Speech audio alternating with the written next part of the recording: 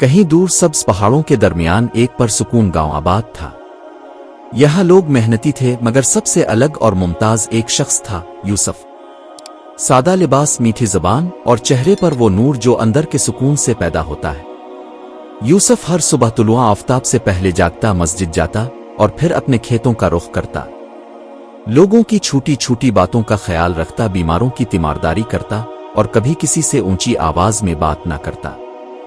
लेकिन जैसे हर अच्छाई का कोई दुश्मन जरूर होता है, यूसुफ की नरमी और शोहरत का दुश्मन था सलीम, एक खुदपसंद और मगरूर शख्स जो यूसुफ की इज्जत से जलता था।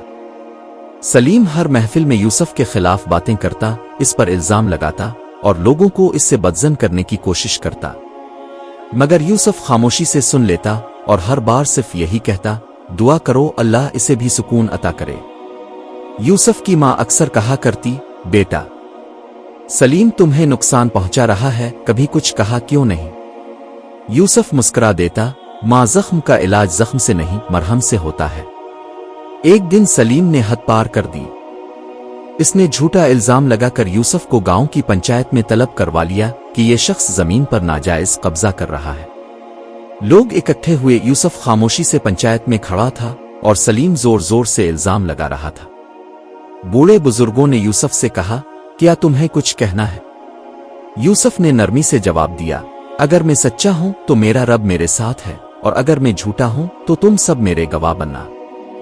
इसी लम्हे हुजूम में एक शोर उठा। सलीम की कमसिन बेटी अचानक जमीन पर बेहोश होकर गिर गई। सलीम घबरा गया, इसके हाथ कांपने लगे, वो कुछ ना कर सका।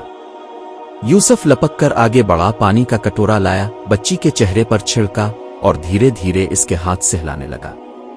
कुछ ही देर में बच्ची ने आंखें खोल दी। लोगों ने सांस में सांस ली और हैरत से यूसुफ को देखने लगे। जिस शख्स पर इल्जाम लगाया गया वही अब दुश्मन की बच्ची की जान बचा रहा था। सलीम के चेहरे का रंग अलिफाड़ चुका था, इसकी आंखें भर आई थीं।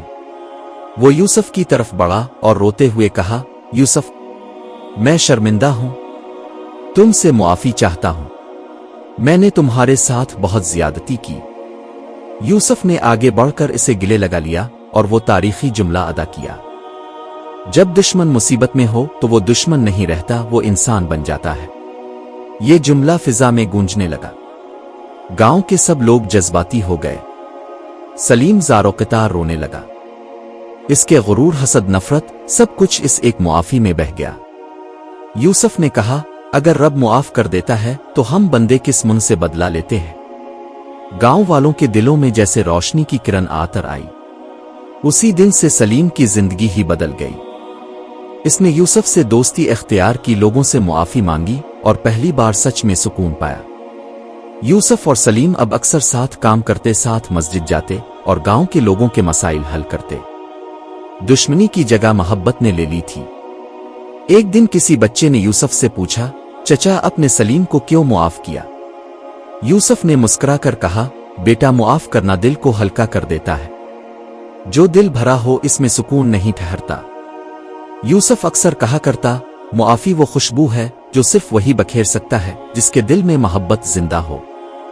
गांव के बुजुर्गों ने इस दिन के बाद हर मजलिस में यूसुफ का किस्सा सुनाना शुरू किया, ताकि आइंदा नस्लें सीख सकें कि मुआफ करना कमजोरी नहीं बल्कि बुलंद ज़र्फी की अलामत है। और यूं यूसुफ का नाम एक कहानी बन गया, ऐसी कहानी जो आज भी हमें सिखाती है कि कभी दुश्मनी पर कायम ना रहो, क्योंकि एक मुआफी कई दिलों को जोड़ सकती है और एक नरमी नस्लों का निसाब बन सकती है।